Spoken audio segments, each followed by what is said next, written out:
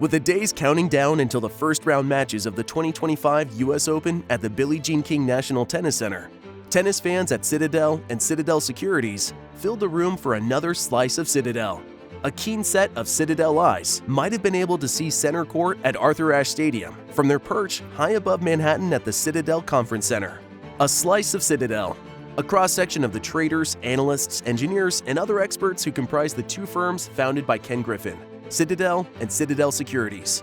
Their supper sustenance? Slices of pizza from the venerable Johns of Bleecker Street, a Greenwich Village institution since 1929. The question on everyone's mind: can Jannik Sinner, fresh off his Wimbledon championship, defend his men's crown in New York? And can Aryna Sabalenka, the world #1 on the women's side, do the same? And for the 15 million global tennis fans, who will follow the tournament on the app powered by IBM and Watson X? How is technology and artificial intelligence changing the way players prepare and train, and viewers watch and follow the action unfolding over a fraught fortnight in Queens? Joining a slice of Citadel to offer answers to those questions were Patrick McEnroe, ESPN broadcaster, president of the International Tennis Hall of Fame, and former captain of the U.S. Davis Cup team, along with Cameron Stanhouse and Tyler Seidel from IBM Sports and Entertainment Partnerships team. IBM has been partnering with the U.S. Open for over 30 years, and its legacy electrifying and digitizing major events goes back to Big Blue's leadership under its legendary leader Thomas J. Watson Jr. at the 1960 Winter Olympics in Squaw Valley. Today, in addition to the U.S. Open, IBM AI technology and predictive analytics powers websites and apps for the Masters, Wimbledon, UFC, ESPN Fantasy Football, the Grammy Awards, and Formula One Scuderia Ferrari race team. One of IBM's dramatic breakthroughs came in Boca Raton, Florida in 1981, a few years before Ken Griffin entered Boca Raton High School, enamored with new forms of technology. As Ken shared during a recent visit to his high school, just a short distance away sat the company's General Systems Division Lab, where the first IBM PC was developed by a team of engineers and designers led by William C. Lowe and Philip Don Estridge. We now drop in on a slice of Citadel as the session focused on the U.S. Open, soon to be getting underway. Between slices of pizza from Johns of Bleecker Street, posing the questions to Patrick, Cameron, and Tyler was Josh King, Citadel's head of corporate affairs. Let's join the session now. First, the most important duty at hand, we have our slices of pizza. We have Johns of Bleecker Street, right from my home neighborhood in Greenwich Village. Patrick, tell us about how pizza impeded your tennis game over the years. Well, first of all, it's great to be here. Thank you for having me. I see we have a Stanford man over here, so I'd like to see that. My freshman year of college, I think I had pizza about 3 times a week during the week at around midnight. So when the springtime came around for the season, all of a sudden my coach looked at me and said, I think you've been eating too much pizza. So that was where I got the wake-up call that I needed to cut back. So, Patrick, now getting serious about tennis a little bit. I've followed your posts on X throughout the year. You are at these Grand Slams. You're at Australia in January. You're at Roland Garros in May. You're at Wimbledon in June. And now you're coming to Queens next week. Give us a few names on both the men's and women's side that we might want to tune our IBM apps to keep an eye on. You know, obviously you've got Sinner and Alcaraz, which are far and away the 2 top male players. I think Ben Shelton's ready to make another big move. He has played well in the majors. He just won in Canada. I love his attitude. I love the energy he brings to the table. The women's side, I'm not going to say it's unpredictable, but it's a little less predictable than it is for the men at the moment. Although in each of the 3 majors this year, on the women's side, there's been an American player on the women's side in the final or the winner. Madison Keys won her first ever major, which was great to see her do that after many years of kind of not living up to expectations. Coco Gauff wins major number 2, her first one on red clay. And then Amanda Anisimova suffered maybe the most brutal loss I've ever seen in a major final, losing the dreaded double bagel, as we say in tennis terms. 6-0, 6-0 Oh, God. on Wimbledon center court. If you look at the calendar, round 1, August 24th, getting through to the finals, I guess, on September 7th. Right. What is the grind for all these rounds that Jannik is going to have to go through? Where is he on day 1, and where is he going to be by day 14? Those of you who watched Wimbledon, where he won his first Wimbledon title, he almost lost in the quarterfinals. In fact, he was down 2-0, and it was 2-2 in the third set, and his opponent, Grigor Dimitrov, pulled his pectoral muscle, had to retire the match. So generally you'll have a match or two for even the top players where you get tested, maybe you go to 5 sets, but this is why they all have these incredible teams around them now. They have their coach, they have another coach, they have a physio person, they have a trainer, they have a nutritionist. You know, Djokovic has been doing these things for years, kind of raising the bar, not only for what the players do on the court, but I think more so for what they do off the court. The recovery for the top players has become probably the biggest part of it, their diet, what they're doing in between matches with flexibility work and strength work. So generally speaking, these are some of the most, incredibly conditioned athletes on the planet, because to play, like you said, win 7 matches, it can be brutally hot. It could be a windy day. You're never quite sure of the conditions. So the players have to prepare for all that. Talking about center court, well above center court is the broadcast booth at ESPN. You're going to have to be in top form and top shape for what you're going to have to deliver the product for fans next week. What do you do to prepare for the next 14 days? Well, I go to my US Open IBM app. They keep us covered with all that they do at Wimbledon, particularly in the US Open, and there's so many big events. So, I'm obsessed with the game. I've been lucky enough to spend my whole career involved in tennis on a professional side. So I started playing in my local club when I was 3 years old, hitting against the wall. I used to ride my tricycle to go hit against the wall before I could walk. So I just follow it even when I'm not quote unquote working, but I run with my brother a tennis academy here in Randall's Island in New York City. So I'm really around the game basically every day. My wife is not always that happy about it. She says our life revolves around the tennis tour. But when you're not watching her on stage, you're watching her perform. Well, that's the other part of it. Yeah, she's a singer. We got married, of course, as all tennis players do in December, because that's the only downtime for tennis players. People may like me, may not like me in the broadcast booth, but as far as I feel, when I'm in the broadcast booth, I'm undefeated. I've never lost. Unlike when I played. Trust me, I lost a lot there. Cameron, IBM is undefeated, basically, with all these properties that we've been talking about. You made your debut at the All England Tennis Club a couple months ago, new to this job somewhat after coming from Politico, where you were director of partnerships as well. You saw Jannik Sinner win and Iga Swiatek win.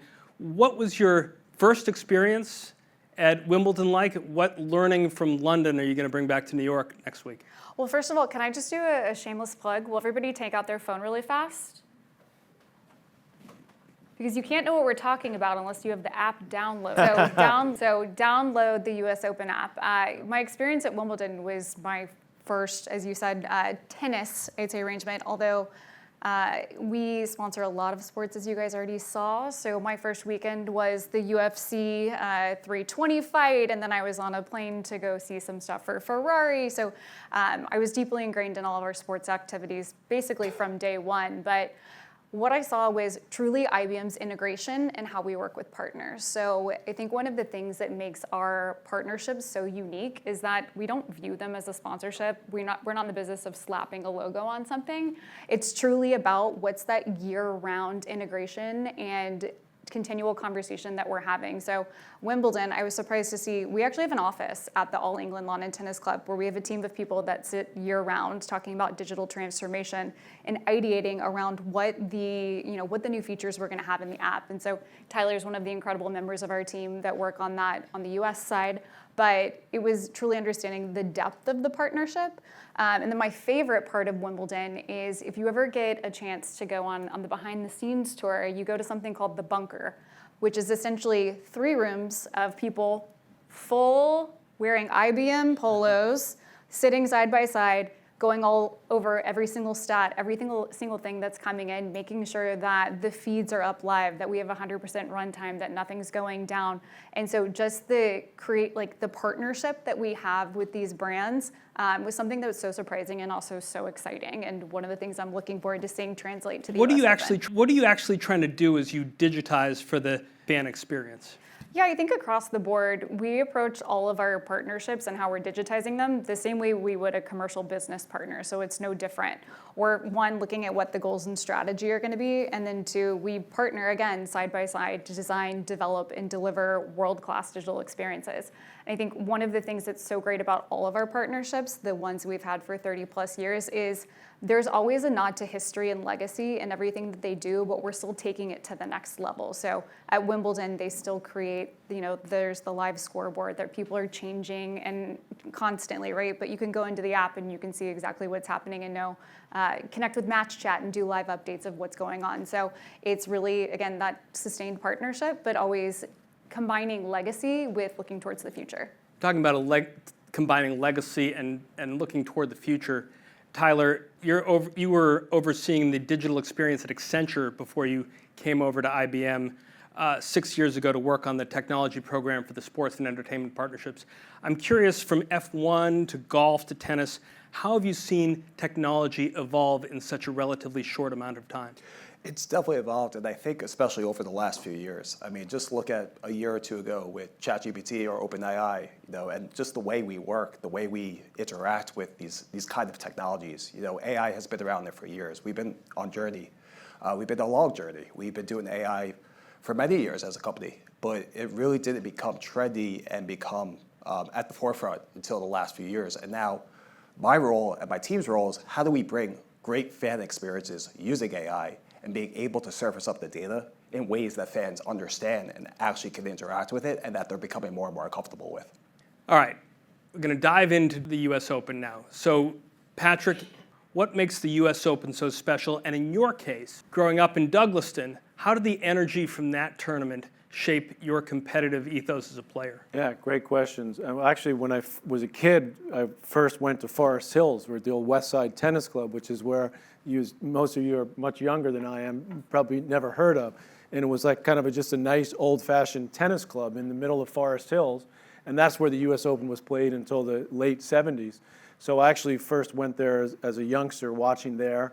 When my brother first won it, was one of the first years in '78 that it had moved to Flushing Meadows, where it is now. And it was really kind of surreal to be around my brother winning the US Open when I was a teenager at the time. But the Open is about New York. It's the energy of New York. The night matches are really what I think galvanizes the public and the players. There's something about walking out on Arthur Ashe Stadium. They thought they'd never be able to fill almost 24,000 seats when they first built the stadium. People said, you're crazy to build a stadium that big for tennis. All the other majors are about 14, 15,000. Those are the biggest tennis stadiums in the world. And sure enough, in the first few years, they would sell it out really just for the semifinals and the finals. Now it's pretty much sold out, from the first night session on. It's really amazing how it's grown. And I think it's because it's just the buzz of New York, the electricity of New York. So the US Open became not just a great tennis tournament, but sort of an entertainment vehicle as well. So Cameron, that entertainment vehicle that Patrick talked about, IBM has been partnering with the US Open for about 30 years. And just like Patrick or some of these top-ranked players now have to improve and up their game year to year, your partners and your fans are demanding that you bring a better game to center court every year. You've got to have better AI, more efficient machine learning, truer voice technology reproduction. What are you doing behind the scenes during the rest of the year to make sure that when round one starts next week, you've got the best product above the court? Yeah, I think going back to what I said earlier, it's about that year-long partnership and communication so that we're never off. But one of the things that's so unique about our partnership with the US Open and these 30-year partnerships that we have is the amount of data that we can have to help us with storytelling. So quick facts on US Open, every single point is about 156 data points that we're looking at. If you look at the course of the 2024 US Open, 7 million data points. And if you go into what 20 years of that data looks like that we have access to, we're at, over 140 million data points. So we're taking not only what the future looks like, but again, looking at the history to be able to derive new insights and figuring out what's going to be engaging to them. It all goes back to what the fans want to see, so really understanding that audience and how we communicate them, but looking at the data on our side and how we bring it to life through our Watson X platforms and using AI to really generate new and exciting insights and features. Talking about all those data points. If you are a coach of Jannik Sinner, Taylor Fritz today, where are you getting your data, and how are you helping the player use it to their best advantage? Well, you're looking at the two different reasons you're looking at it. One is you mentioned both of them. The first one is, how do I improve my own performance? So you talk about spin rate, you talk about serve placement. You can gather all this data, and you can say, okay, on the pressure points, what's a pressure point? A pressure point would be when you're down on your serve, 15-30. 30 all would be a pressure point, 30-40, obviously a break point. And your coach can literally get that information. Okay, how did we serve on the pressure points? And just go through it like that. So maybe you're missing your target. Okay, we need to go out to the practice court. We need to work on our serve direction. So part of it is looking at what can I do as a player to improve my performance. And the other side of it, I call it more the analytical side, is how you're dissecting your opponent. So what are the tendencies of my opponent? And then it's about kind of taking away those strengths and weaknesses, if you can, at the crucial moments in a match. Who are the data packagers and providers for the top players and coaches? Do you get it from them, or they get it from them? They get it from the tournament. So they get it from there's various companies that do some of this. We have the replay technology, for example, called Hawkeye. Right, Hawkeye. Which does the replays, and they do a lot of the spin rate, a lot of that analytics. IBM obviously does all these numbers for the break points converted, where do the tendencies, where can you go on the break points against you. So then as a player, you have to be aware that, okay, I got some more information, but I don't want sometimes too much information, right? Because you want to be able to play. It's still a game that you're just kind of playing off instinct. That's what makes it interesting, because I think it's forcing the players to actually evolve more as all-around players, do more, be able to do more, execute more types of shots. And that's what I see when I see especially Sinner and Alcaraz. Like they're attempting shots that we used to think wasn't even possible. And then what happens is the other players start to say, well, I better start to do that. And then the young kids, like we coach at our tennis academy, they start trying these shots. And I used to say, why are you doing that? That's the stupidest shot ever. And now I'm like, oh, Alcaraz just did it in the final of Wimbledon. So, okay, try it. All right, Tyler, why don't you take us under the hood of what's really going on in that bunker? We can bring up your slides if you want to step over to the screen. Okay. Give folks a view of really the technology stack that's underneath of all this. Sure. Thank you, Josh. So to set some of the background and context, what our team does, so IBM Consulting, they design, develop, build, support, maintain, manage, whatever term you want to throw out there, host, secure, as I probably already said, the US Open app and website. And there's really two different work streams. There's core delivery, right? There's basically make sure there's an app. There's an app, great. Can scores come through the app? Is data flow through the app? Are people able to access the draws? Are they able to see which players are on what courts? So that's part of that work stream. The other work stream is innovation. And innovation is more about how do we bring AI to the forefront? How do we showcase AI? How do we create great fan-facing experiences? So I want to talk about a couple of new features that we're rolling out this year. So the first one is key points. What key points are basically, our code name is too long, didn't read. So you come to an article on usopen.org, and as a fan, you're able to click on this button that says generate the key points built with IBM Watson X. I'll go a little bit into what IBM Watson X is, but it's our enterprise data and AI platform.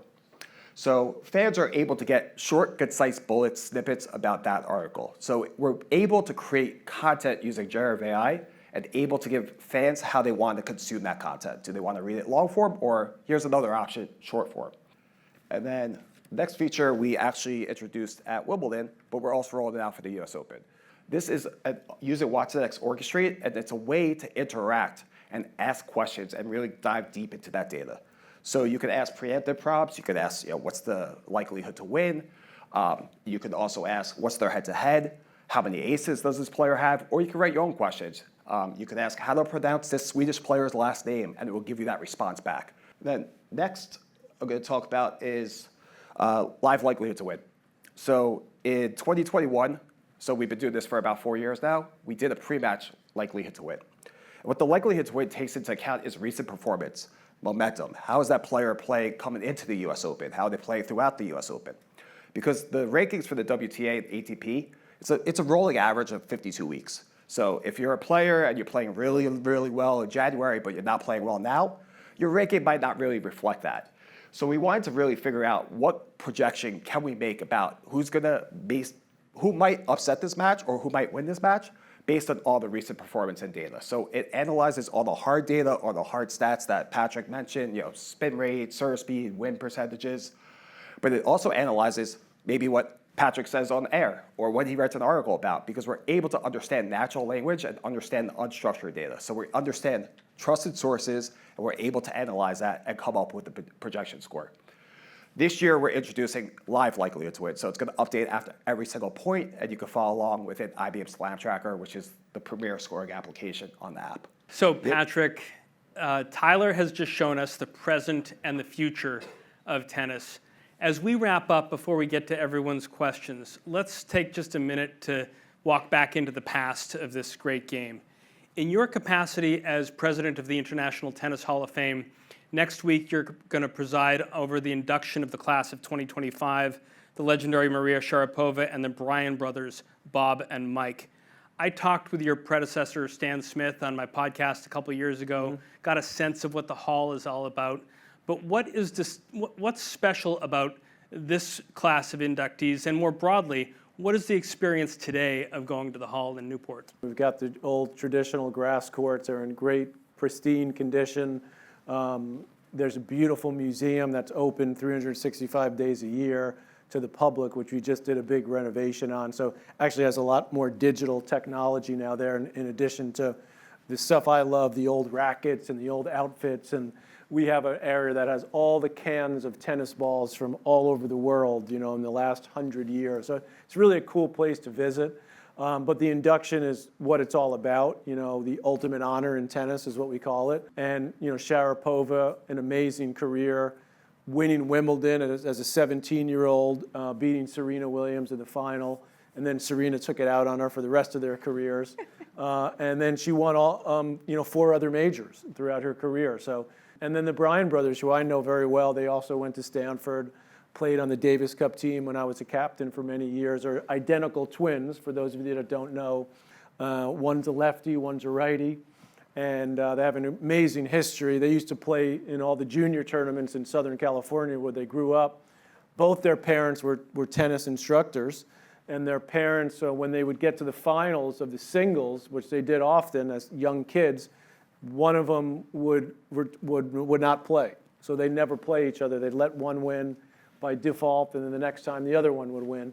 So they have this amazing, chemistry between them, and they really kind of revolutionized the popularity of doubles, I think, making it, they had a whole legion of fans, and they did the big chest bump, and they won, 20 majors in their career, including winning the gold medal in doubles, winning the Davis Cup for the United States in 2007. So they're like the ultimate team players in an individual sport. And that's what I love about them. They're just great ambassadors for the game. Very good. Let's get to everyone's questions. Who has a question for any of our guests? Yes. Well, again, bring a microphone over to you. Something we strive for at Citadel is continuous improvement. So, Patrick, my question to you is, when you're coaching a player throughout the course of a season, how do you juggle trying to improve either like a ground stroke or reaction to opponent strategies or something like that, specifically in terms of a player's own game? Well, it's a great question, because you're obviously all in a very competitive business yourselves, and tennis is very competitive. But that's kind of the ultimate challenge for players and their coaches is, when do you work on things specifically? And the great players, I think, always are looking to evolve and improve. Roger Federer was trying to figure out, how do I hit my high backhand here better, because Rafael Nadal's picking on him. I'm, at the time, the greatest player on the planet. So the great players are looking for ways to constantly improve. But because tennis is basically all year, the schedule, for the players have to kind of find times in their schedule where they can say, Coco Gauff's a great example. Like, she's had all sorts of problems with her serve. So to change the technique on the serve is extremely complicated, takes months. because you can't be thinking about that when you're out competing, playing matches. She's found a really good balance of being able to do that. It's still a work in progress for her. Depending on what you're trying to work on, you might need a month where you say, we need to take a month off. Or, the end of the year is when players generally, November, December, have a little bit of time off. Some of the top players, because they're so good and they make so much money playing in a lesser amount of tournaments, they'll say, I'm going to take like Nadal used to take a huge break after the Australian Open. Not only, it's not just about your tennis game, but it's also, well, can I improve my foot speed? Can I improve my flexibility? Can I do those things necessary to make improvements? And tennis is a game, it's humbling because you lose all the time. I tell parents at our academy all the time, if you really want to be in this, it's a long journey, and be ready for the ups and downs, and let your kid be ready for it, because when you're out there as a tennis player, you're on your own. And so that can be much more difficult to handle those ups and downs. When I was competing as a player, of course, I would always try to find ways to get a little better, but I would also do things that weren't necessarily related to tennis. Can I get better in my 40-meter sprint? Can I get better in the little extra we do on the court? Can I go from 13 seconds to 12.2 seconds? So those things give you a little like, hey, I'm improving, but it may not come out in the wins and losses right away. So you got to kind of keep that in perspective. Yes, in the back. Thank you for being here today. Throughout your career, who has been the most formidable opponent that you've faced, and what made them stand out in particular? Well, I was lucky enough or unlucky enough, depending on how you look at it, to play my brother, and he whipped my butt a couple times. Boris Becker, who I had a decent record against. I played him in a couple of big tournaments. But the guy, and I did play Pete Sampras just twice, and I could kind of keep it relatively close. He would always win because of his great serve. But the guy that just beat the living bejesus out of me every time I played him was Mr. Andre Agassi. And the reason was because he played a similar style of game that I did, just exponentially better. So I played him once on center court at Wimbledon and just got absolutely destroyed. And I played him once in the third round at the French Open, which for me to get to the third round, because clay wasn't my best surface, was a big accomplishment. I was so excited. I'm going to play Agassi on center court. And one of my buddies from Stanford, a couple of my buddies who were on the team with me at Stanford were there. And I remember looking up at them when I was down 6-2, 6-2, 4-love. And Agassi was just toying with me. He could have easily hit a winner on the second or third shot in each point, but he just kept making me run. And me being the idiot that I was, I just kept running, And so I turned up and I won a point at some point, 4-love in the third set, and my buddies clapped, and I looked up and I said, I'm literally a human punching bag right now for this guy. So he was the hardest opponent just for me to play against, because still, in my view, he's still the greatest ball striker, just clean ball striker off both sides that I've ever seen. Djokovic hits the ball amazing, much faster, much more nimble, better all-around player. And Federer was, a god with what he could do with the ball, but his backhand wouldn't be as big, as powerful. Nadal obviously had an incredible intensity about him. But to me, still Andre had the incredible timing that he could hit, a little bit like Sinner's doing now. Sinner's kind of taking it up a notch, because not only, to me, Sinner's a cross between Agassi and Djokovic. He has the ball striking ability off both wings, taking it early on the rise, and he has the speed of Djokovic, which is kind of scary. Let's take one more question if we haven't. Maybe in the back. Hi, thank you for being here. This question is not for you, but for Cameron and Tyler. I hope that's okay. Good. Yes. So I just want to start off by saying, thank you for all the work that's being done on the technology front. I think as personally, as a more passive person when it comes to sports, I think there's key things that I always kind of look for that attracts me to it. So data points are actually very helpful, because you're like, wow, this is so impressive, this is very cool. The question that is a bit selfish, candidly, is can we start to see this technology elsewhere in other sports and other arenas? Do you want to be on our sales team? Got a job for you. I think we have our great partnerships in what we've done in tennis. We just started working with Ferrari. The whole basis of our partnership was enhancing the fan experience. They have 400 million Tifosi, which is their diehard fans, and giving them a place where they actually can experience their team with all of the data and facts that they want to see. So fan experience is what we do, but we keep it really curated to a great set of partners. But it's also a big part of our commercial business as well, is trying to figure out how we spread the gospel of what we've done for these different partners. They're a living, breathing case study of what we can do, and that's the intent, is to bring more of this to other sports properties. Tyler Seidel, Cameron Stanhouse, Patrick McEnroe, thank you so much for joining us on A Slice of Citadel today. Thank you.